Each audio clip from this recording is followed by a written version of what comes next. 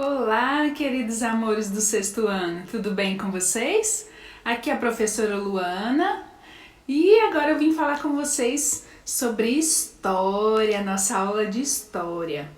Nós estamos falando agora, neste capítulo 7 do nosso livro, sobre Roma. Roma, né, e suas origens até a formação da República. Vamos lá então? Olha, a Península Itálica, onde se encontra a cidade de Roma, ela é uma longa faixa de terra projetada para dentro do Mar Mediterrâneo. Esse território foi ocupado por diversos povos de origens indo-europeias, conhecidos por italiotas. Dessa miscigenação, ou seja, dessa mistura de raças, originaram-se então os romanos. Além da lenda que fala sobre a origem romana, que vocês podem encontrar no livro, tem também outra hipótese de origem romana, na qual diz que Roma foi fundada de acordo com um forte militar construído pelos latinos e sabinos às margens do rio Tibe, a fim de protegerem-se, dos ataques e invasões dos etruscos. Até o século 7 a.C., Roma era um pequeno vilarejo e seus habitantes viviam do pastoreio e da agricultura. A partir disso, depois foi formado então pelos etruscos, onde teve início o processo de organização da sociedade romana. O vilarejo então tornou-se num grande centro urbano, onde eles construíram ruas, estradas, instalaram rede de esgoto e até captação de água, desenvolveram a metalurgia e também a cerâmica. Em pouco tempo, então, Roma transformou-se em uma grande cidade. E esse enorme desenvolvimento atraiu pessoas de vários outros lugares procurando terra e trabalho. No período da monarquia, Roma foi governada por 7 reis, os quais se alternavam entre latinos, sabinos e etruscos. O rei desempenhava o papel de sacerdote, chefe militar e juiz, mas dependia do Senado para aprovar as leis. As decisões mais importantes de Roma eram levadas para discussão na Assembleia dos Cúrias, que eram aqueles guerreiros patrícios. A população estava dividida em 4 grupos sociais. Tinha os patrícios, que eram nobres proprietários de terra, tinham muitos direitos públicos. Aí logo vinham os plebeus, homens livres que migraram para Roma e exerciam diversas atividades, como artesanato, comércio. Eles representavam a maioria da população e não tinham direito à participação política.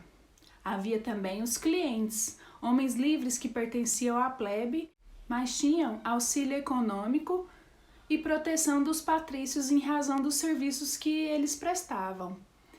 E por último, no 4º grupo, os escravizados, que eram prisioneiros de guerra ou pessoas que perderam a liberdade porque não conseguiram pagar as suas dívidas. Os 3 últimos reis foram etruscos, os reis de Roma, dessa Roma, e procuraram garantir aos plebeus a participação à política com o objetivo de diminuir o poder dos patrícios. Para isso, eles fundaram a Assembleia do Povo. Os patrícios reagiram, vetando as novas leis e promoveram uma revolta.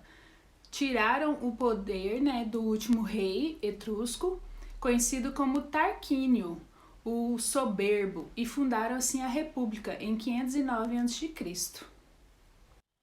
Durante o período da República, Roma foi governada por magistrados eleitos para exercer suas funções pelo tempo determinado de 1 ano. O poder era exercido por vários indivíduos que participavam de 3 instituições. A primeira, a magistratura, a segunda, o Senado e a terceira, as assembleias. Vamos ver cada um, então? Os principais magistrados eram os cônsules, que eram magistrados mais importantes que exerciam poder militar e civil. Depois vinham os pretores, que eram responsáveis pela justiça e pelo governo das províncias. Em terceiro, os edes, encarregados de cuidar da infraestrutura urbana. E em quarto, os censores, que eram responsáveis por revisar a lista de senadores e elaborar o recenseamento dos cidadãos, classificando-os de acordo com as suas posses. O Senado era a instituição mais importante dessas, né? Era formado por 300 ex-magistrados. Se os senadores considerassem que havia uma ameaça à república, como uma guerra, eles podiam eleger um magistrado com poderes especiais. E aí esse magistrado receberia, né, o nome de ditador e tinha um mandato de até 6 meses. Por último, vemos as assembleias, que são 3. As assembleias das tribos, formadas por patrícios, a assembleia da plebe, formada por plebeus, e a assembleia centurista, formada pelos integrantes do exército romano.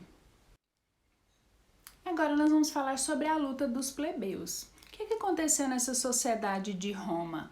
Havia uma grande desigualdade de direitos políticos, econômicos e sociais, que ficavam restritos somente aos patrícios. Por outro lado, enquanto esses direitos eram para poucos, os deveres já eram para todos. Os plebeus, por exemplo, tinham muitas obrigações, como pagar os impostos, realizar trabalhos diversos e também a exigência da participação no exército romano. O exército romano estava dividido em legiões, com cerca de 5.000 soldados denominados legionários. Os cônsules eram os comandantes supremos do exército e cada soldado arcava com os custos dos seus próprios armamentos. Essa situação, então, foi desequilibrada entre direitos e deveres, e foi levando, então, os plebeus a ficarem descontentes, infelizes. Por isso, eles resolveram abandonar a cidade de Roma como forma de pressionar os patrícios a rever as leis. Os patrícios, eles contavam com a participação dos plebeus no exército romano e por isso eles acabaram cedendo às exigências então dos plebeus.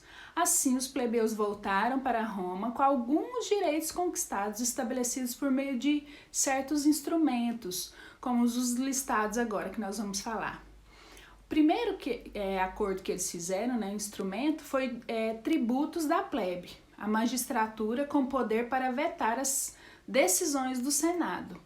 O segundo foi a Lei 12 Tábuas, que era um conjunto de normas escritas que qualquer cidadão podia consultar, para evitar que os patrícios administrassem a justiça conforme seu interesse. Terceiro instrumento foi a Lei Canuleia, que autorizou o casamento entre plebeus e patrícios e permitiu que a plebe organizasse uma assembleia própria. O quarto instrumento foi a Lei Licínia Sestia, que promoveu o fim da escravidão por dívida e garantiu a participação dos plebeus nas demais magistraturas e cargos públicos. Então melhorou aí para os plebeus, No entanto, os conflitos entre patrícios e plebeus cresceram. Na tentativa de amenizar essas divergências, os patrícios empregavam, mediante pagamento, os plebeus pobres como soldados do exército, que era dividido em legiões, e esse exército romano se fortaleceu e começou a dominar várias regiões. Observe aí no mapa a extensão das conquistas romanas até o século III a.C. Então, com essa política de conquista, o número de escravizados aumentou e passou a representar a principal força de trabalho em Roma. E as guerras não pararam. Por volta do século 264 a.C., ocorreram os primeiros confrontos entre os cartaginenses e romanos. Os conflitos se deram em sucessivas guerras, chamadas de púnicas. Nos primeiros conflitos, os romanos venceram os cartaginenses, garantindo o domínio sobre as ilhas da Cilícia, da Sardenha e de Córcega. Não demorou muito para que Cartago reagisse, Enquanto os cartaginenses se preparavam para atacar Roma, os romanos, que se destacavam por serem grandes estrategistas, deslocaram forças para invadir Cartago. Os romanos empreenderam guerras contra eles, arrasaram a cidade, destruíram os prédios, casas, se apropriaram das riquezas daquele povo, distribuíram as terras entre os ricos proprietários romanos e transformaram esse povo em escravizados. E foi cerca de 40.000 sobreviventes cartaginenses. Com essa vitória, Roma então tornou-se uma potência comercial e marítima e dominou o mar Mediterrâneo. Observe só a extensão das conquistas romanas aí por volta do século 100 a.C. Ok? Então, pessoal, essa foi a nossa aula de hoje. Espero que vocês tenham aproveitado aí, aprendendo bastante. Não esqueçam de fazer a leitura do livro, tá bom? E fazer também as atividades e me enviar, ok? Depois eu venho corrigindo as atividades aí. Fiquem todos com Deus e tchau, tchau!